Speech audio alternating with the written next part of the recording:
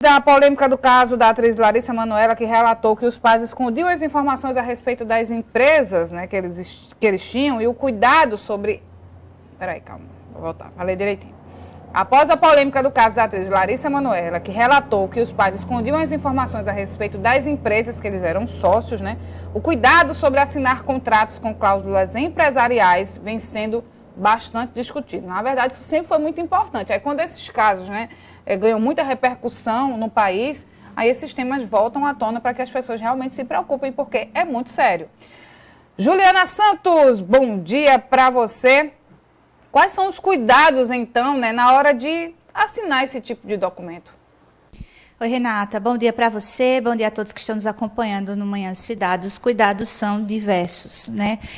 A gente precisa ter uma certa preocupação quando a gente lida com a assinatura de contratos, porque muitas vezes a gente não entende o texto, né, que está ali especificado. Então, é importante, sim, compreender, né, todo o teor ali do documento antes de assinar, para evitar diversos problemas, né? Para a gente conversar melhor sobre isso, eu estou aqui com a Cibele Alves, ela que é especialista em Direito Civil e Empresarial. Doutora Cibele, bom dia, bem-vinda à Rádio Cidade. A gente sabe da importância que existe em analisar o contrato, né, ler direitinho ali antes de assinar, isso referente a qualquer documento, né, basicamente. Mas em relação, por exemplo, ao caso da Larissa Manoela, né, a gente viu ali ela muito jovem, né, aparecendo ali na mídia, já tendo um retorno financeiro muito grande.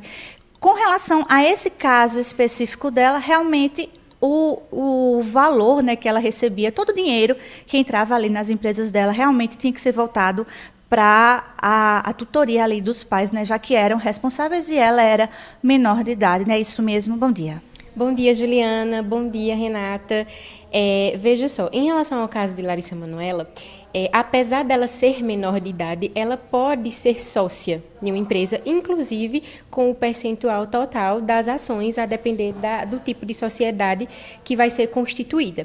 Mas, justamente por ser menor de idade, toda a administração daquele patrimônio fica em relação aos pais. Os pais que vão gerir todo o patrimônio, administrar a empresa, administrar o financeiro. Mas essa administração precisa ser direcionada ao melhor interesse da criança e do adolescente, como no caso da Larissa Manoela. Então, assim, é um patrimônio que não pode se confundir. O patrimônio é dela, do menor de idade, que apesar de não poder gerir a empresa, não poder exercer uma função administrativa, pode ser sócio. Então, nessa situação, os pais precisam ter muita cautela nessa administração e não causar essa confusão do que é patrimônio dela, do que é patrimônio dos pais e do que é patrimônio familiar.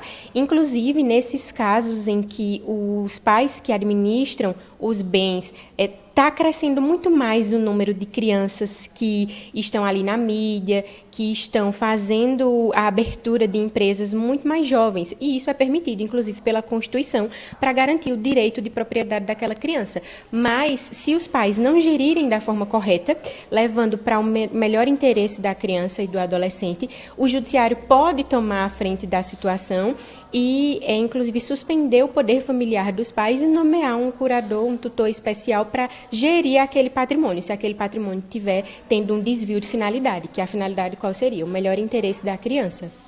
Em relação a esse caso dela mesmo, por exemplo, como você disse, ela poderia ser responsável por 100%, né? Ali ela poderia ter, dentro da empresa, né, da associação ali, né, com os pais, ela poderia ser responsável por 100% do valor, apenas, só que esse valor seria administrado pelos responsáveis. Mas a gente viu, por exemplo, nos casos que ela saiu explicando que ela tinha uma empresa, por exemplo, que ela era responsável apenas por 2%, né, e o restante era responsável pelos pais. Então, nesse caso, por exemplo, ela poderia ser responsável por tudo. Apenas enquanto fosse menor de idade, né, o valor, todo o patrimônio seria administrado pelos pais, que foi o que não aconteceu, não é isso? Isso. Existe um tipo de sociedade empresarial que se chama sociedade limitada, que também pode ser unipessoal. Essa sociedade unipessoal é quando conta com apenas um sócio, em que ele tem 100% das cotas daquela empresa.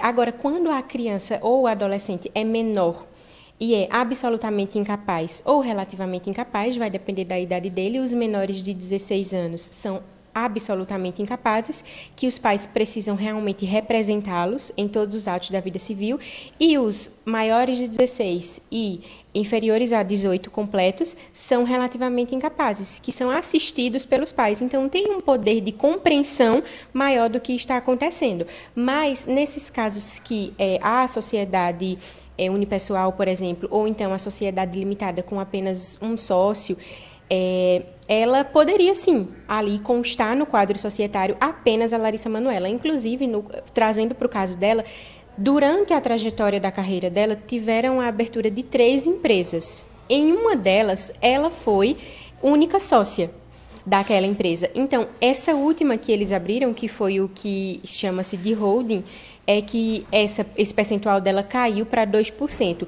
E esse holding é quando há uma empresa familiar, uma empresa onde os bens familiar são integralizados e tudo passa a ser patrimônio da pessoa jurídica, mas da família, e não apenas de um sócio. Nesse caso de empresas de menores de idade que são geridas pelos pais, não pode haver essa confusão patrimonial, porque o patrimônio é do menor, é da criança, é do adolescente. O papel dos pais ali é apenas gerir, administrar, tomar o poder de decisão, mesmo que aquela decisão seja uma decisão que não seja da vontade do sócio principal, do menor, da criança, do adolescente, depende da idade, mas os pais têm aquele poder de responsabilidade, mas não acarretar essa confusão. Então, como eu te disse, se houver esse desvio de finalidade, essa confusão patrimonial, cabe ao judiciário intervir para que isso não aconteça, para que os bens do menor sejam realmente protegidos, porque não pode haver essa confusão que houve no caso da Larissa Manoela.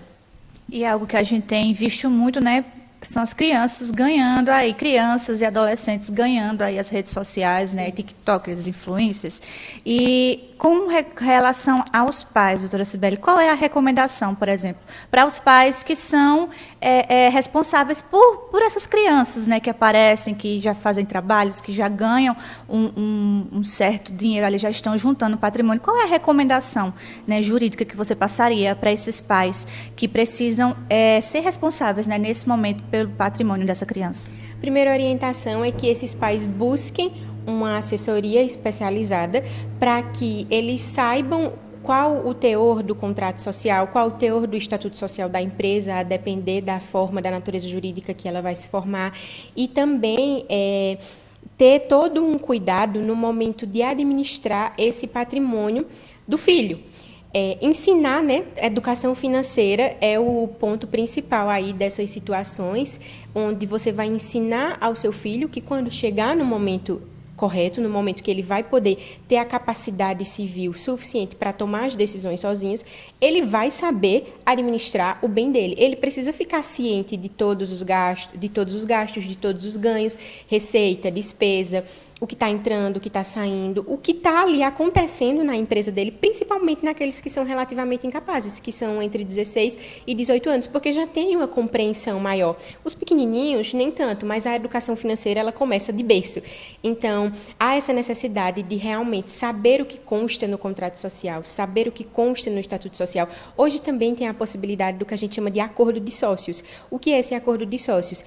São coisas que os sócios não querem tornar público, porque o contrato social ou o estatuto social é um documento público, onde qualquer pessoa tem acesso àquele documento da empresa. Mas existem questões sensíveis, como, por exemplo, a administração da empresa, a votação de quem vai ser o sócio majoritário, retirada ou entrada de algum sócio, que os sócios querem manter em sigilo. Então, eles podem fazer um acordo de sócios. Esse acordo de sócios é um contrato particular mesmo, que aí é extremamente importante que seja feito por um advogado especialista, porque existem situações que pode constar, pode não constar nesse acordo, não pode ferir o contrato social, nem o estatuto social, mas nessa situação de um acordo de sócios, por exemplo, nesse caso de Larissa Manoela, poderia constar nesse acordo quais a destinação dos bens que ela iria adquirir ali durante a carreira dela. Então, teria evitado também essa situação de agora, caso os pais tivessem tomado esse cuidado de fazer esse acordo e de deixar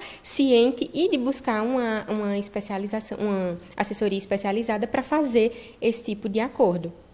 A gente viu também que acredito que o maior problema foi realmente pela essa questão, né? Ela era menor de idade, né? Os pais precisavam ali ser responsáveis pelo patrimônio, mas com relação, né, aos documentos, doutora Cibele, que a gente assina como adultos, né? Quando a gente realmente já tem ali todo o conhecimento, a gente já é responsável, né? Já é maior de idade, né? Precisa assinar contratos, documentos. Qual é a importância da gente saber o que a gente está assinando de fato para evitar problema? A gente evita muito tipo de demanda judicial caso a gente tenha certeza e convicção do que está assinando. Não existe só o contrato societário, existe outros tipos de contrato, contrato de prestação de serviço, contrato de empréstimo, de financiamento, enfim, é uma diversidade de contratos. E as páginas são diversas. Quando a gente vai assinar, a gente acaba pecando em não realmente se atentar aos detalhes, por ser um contrato muito grande. Alguns fornecedores, inclusive, se utilizam disso para colocar ali cláusulas que vão ferir o direito da pessoa que está assinando, mas por ser um documento muito extenso, a gente acaba realmente, do senso comum, não ler.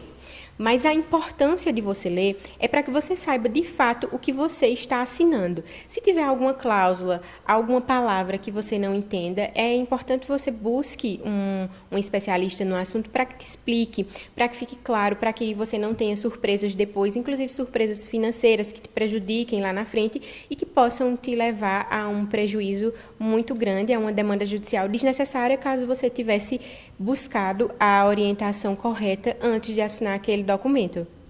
Perfeito. Doutora Cibele, muito obrigada pelas informações. Cibele Alves aqui com a gente, especialista em Direito Civil e Empresarial. A gente falou um pouquinho sobre o caso da Larissa Manoela, né, e a importância de nós, né, como maiores de idade, termos o conhecimento dos documentos que estamos assinando. Né, como a doutora Cibele disse para a gente, é extremamente importante, caso não entender o que está escrito ali no documento, nos contratos, é interessante, sim, procurar uma ajuda especializada para você realmente saber e ter todo o conhecimento do que você está assinando ali, até porque a assinatura é bem importante e pode evitar aí diversos problemas judiciais. Renata. Pelas informações, mas não entende.